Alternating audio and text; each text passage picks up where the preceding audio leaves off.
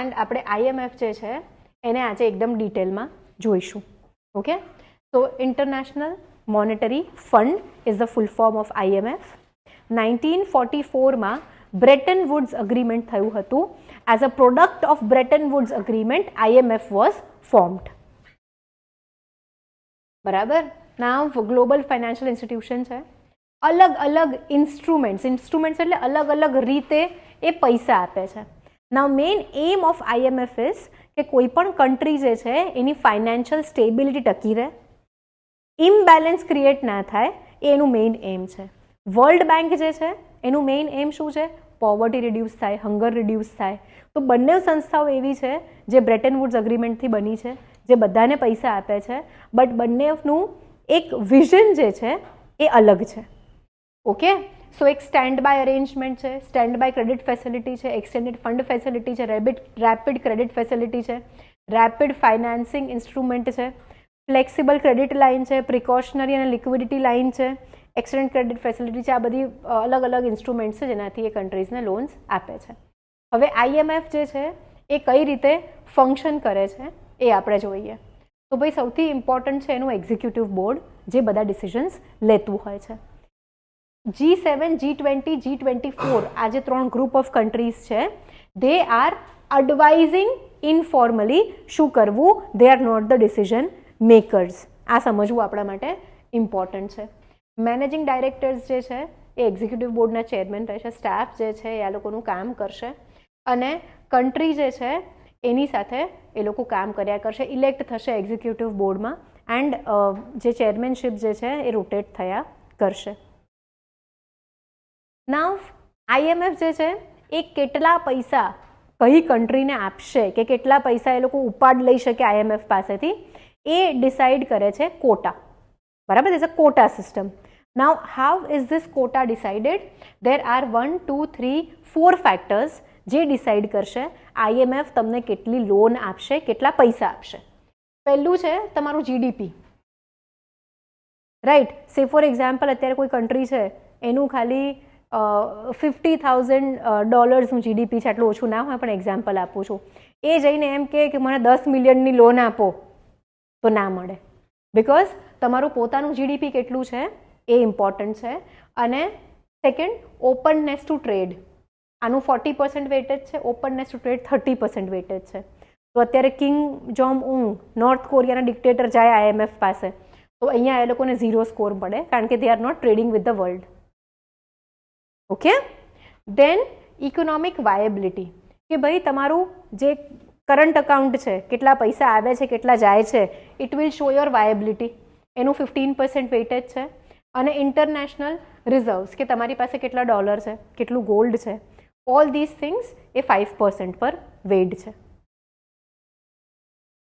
સમજાયું બધાને? આ લખી કાઢો ને પ્લીઝ 4 ફેક્ટર્સ IMF ના.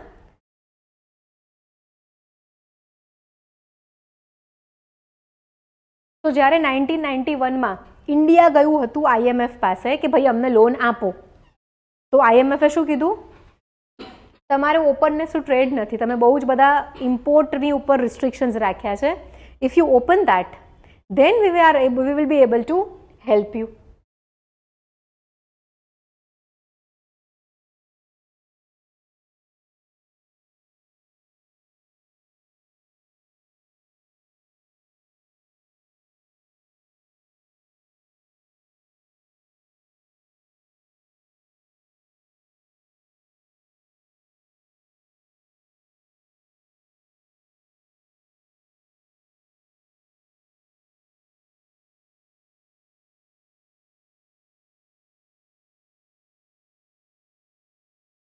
મેં 40% કીધું કારણ કે ત્રણેયની અંદર જે પરચેસિંગ પ્રાઇસ પેરિટી છે એ બેટર વર્ઝન છે કમ્પેર કરવાનું. For example, my brother is in Vietnam, બરાબર? તો એ મારા ભાઈ માટે બેગ લેવા ગયો, મને કહે કે 5 લાખ કહે છે બેગના. મેં તો ભાઈ તું મને કન્વર્ટ કરીને કે કેટલા રૂપિયા થાય? પછી નેગોશિએટ કર્યું 4 લાખ. મેં તું કેટલા થાય? તું મને 4 લાખ 5 લાખ ના કે. તો is it 1200 rupees. And then પછી એણે જોક કર્યું કે મારા એક ફ્રેન્ડે કીધું કે 1 લાખ બાદમાં આપ્યું હોય તો આપી દે. તો કે બાજુમાં પેલી દુકાનમાં એક છોકરી કેળું ખાતી હતી, તો એક લાખ બાદમાં તો કેળું આવશે, ત્યારે કેળું લેવું હોય તો લઈને જતો રહે, બેગ તો નહીં મળે. તો પરચેસિંગ પાવર પેરિટી એટલે એક બાસ્કેટ બનશે સિમિલર આઇટમ્સનું. For example India, UK, US and Vietnam. હવે આ બાસ્કેટની અંદર હું થોડીક ફૂડ પ્રોડક્ટ્સ રાખીશ, જેમ કે બ્રેડ. આપણે ત્યાં આગળ 1 મીડિયમ બ્રેડનો લોફ જે છે આઈ થિંક 100 રૂપીઝનો મળે છે. યુએસની અંદર કેટલા ડોલરનો મળતો હશે, યુકેની અંદર કેટલા પેન્સીસનો કે કેટલા પાઉન્ડ્સનો મળતો હશે, અને વિયેતનામમાં કેટલા બાતનો મળે છે. તો કોઈ કમ્પેરિઝન ના થાય. તો comparison V always do in dollar. તો બધા જ પૈસા જે છે એ ડોલરમાં કન્વર્ટ થઈ જશે. તો 100 રૂપીઝમાં ઇન્ડિયાનો જો બ્રેડનો લોફ મળતો હોય મીડિયમ, તો વી વિલ સે $1.2 મળે છે. યુએસએની અંદર મે બી $2 મળે છે. યુકેમાં મે બી 99 પેન્સનો મળે છે. એન્ડ વિયેતનામમાં મે બી $2 મળે છે. તો આ રીતે આપણે પરચેસિંગ પ્રાઇસ પેરિટી જોઈ શકીએ અલગ અલગ નેશન્સની. રાઈટ, આગળ જઈએ આપણે. એસડીઆર આ બહુ ઇમ્પોર્ટન્ટ વસ્તુ છે, બિકોઝ ઇન્ડિયાએ જ્યારે 1991માં આઈએમએફ પાસે લોન લીધી હતી, it took out SDR, special drawing rights. હવે એક વસ્તુ સમજો, આ એસડીઆર જે છે એ કોઈ કરન્સી નથી, પૈસા નથી મળતા. Special drawing rights. હવે આનાથી શું થશે કે તમે એસડીઆર જે છે એ લઈ શકશો. બરાબર, આઈએમએફ પાસેથી એસડીઆર ઇન્ડિયાએ લીધા. ઓકે, ઇન્ડિયા જે છે એ કોઈ બીજા કન્ટ્રીને પોતાના એસડીઆર આપશે એન્ડ એની પાસેથી પૈસા લેશે. કોવિડ વખતે એ લોકોએ વેક્સિન્સ જે છે એનું પણ ટ્રેડિંગ એસડીઆરના થ્રુ, એટલે અહીંયાથી પૈસા લીધા અને પછી વેક્સિન લઈ લીધી. સમજાયું એક્ઝામ્પલ બધાને એસડીઆર કઈ રીતે કામ કરશે? તો બેઝિકલી એમ સમજો કે ભાઈ સે ફોર એક્ઝામ્પલ તમારું ઘર છે, 5 કરોડનું ઘર છે. હવે એના પેપર્સ તમે લીધા, તમે એના પેપર્સ કશે ગીરવી મૂકો છો અને તમે ત્યાંથી મે બી 5 કરોડ રૂપિયાના લોન લઈ શકો છો. હવે એ લોનના પૈસાથી તમે વેક્સિન ખરીદો છો, તમે બીજું કંઈક ખરીદો છો. તો એસડીઆર જે છે એ કરન્સી નથી, it is special drawing rights. Okay, હવે આ એસડીઆર જે છે ક્લેમ છે, ફ્રીલી યુઝેબલ કરન્સી છે આઈએમએફ મેમ્બર્સ માટે.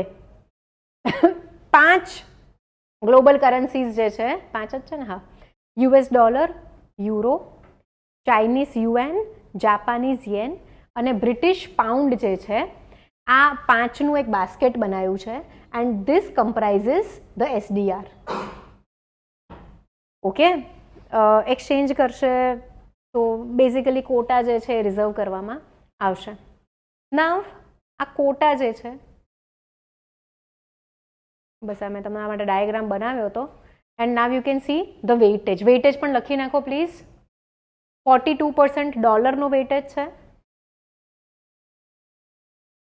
આ યુરો છે ને, euro is 31%, then Chinese 11, Japan 8 અને pound 8. This is the combination of the currency. આ બધી જ કરન્સીને ભેગી કરો આ પ્રપોર્શનમાં તો એક એસડીઆર બને. તો વેલ્યુએશન કાઢતા ફાવે ને?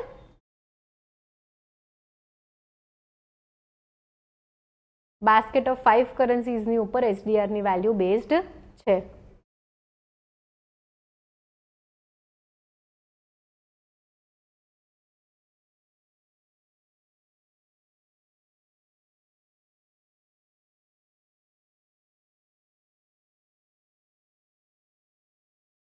લખી કાઢ્યું બધાએ?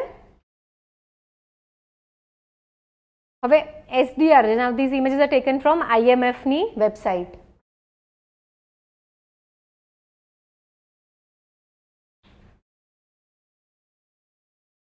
હવે આઈએમએફ કયા કયા રિપોર્ટ પબ્લિશ કરે છે? ઘણી બધી વખત ક્વેશ્ચન આવે છે કે આ રિપોર્ટ કઈ એજન્સી દ્વારા પબ્લિશ કરવામાં આવ્યો છે. તો આપણે અલગ અલગ રિપોર્ટ્સ ભણીએ એના કરતાં કઈ એજન્સી કેટલા રિપોર્ટ પબ્લિશ કરે છે એ ભણી લઈએ તો આપણા માટે ઘણું ઇઝી રહેશે. તો IMF world economic Outlook report આપે છે. હવે જો આ છે ને કન્ફ્યુઝન થાય આપણને એક્ઝામમાં, we will say that world economic forum WEF કયા કયા રિપોર્ટ્સ પબ્લિશ કરે છે, તો આમાં પણ વર્લ્ડ ઇકોનોમિક આઉટલુક રિપોર્ટ છે તો યુઝ્યુઅલી લોકો છે ને એમાં એવું ખોટું ટીક કરીને આવે, પણ યાદ રાખો IMF કરશે. ગ્લોબલ ફાઇનાન્શિયલ સ્ટેબિલિટી, આનો એઇમ જ આ છે, તો આ રિપોર્ટ IMF જ કરશે. Fiscal monitor report, external sector report, આ ચારે ચાર રિપોર્ટ IMF દ્વારા પબ્લિશ કરવામાં આવે છે. ઓર દેર કેન બી એ ક્વેશ્ચન કે IMF નીચેમાંથી કયા રિપોર્ટ્સ પબ્લિશ કરે છે.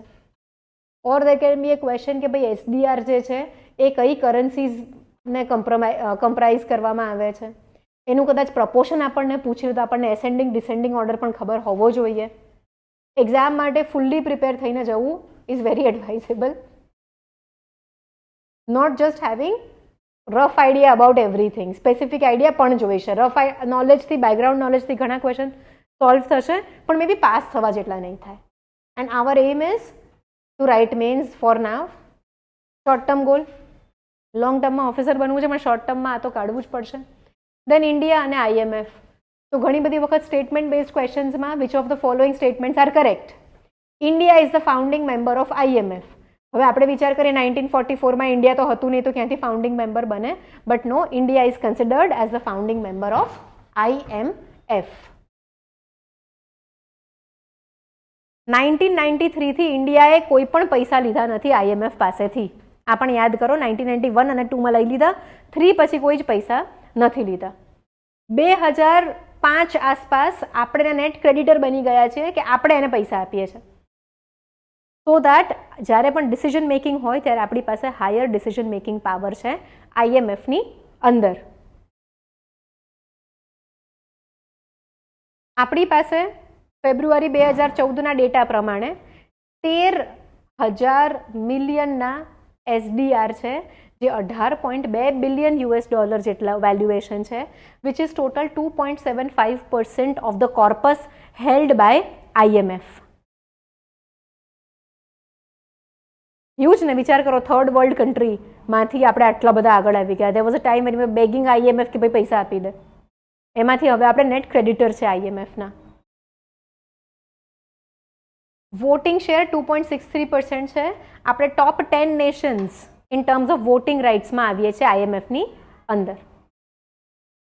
5 જેની કરન્સી કાઉન્ટ થાય છે તો આગળ જ હશે આપણાથી. Then there will be other nations which are doing well, for example France, Germany. So we are in top 10, which is good enough for us.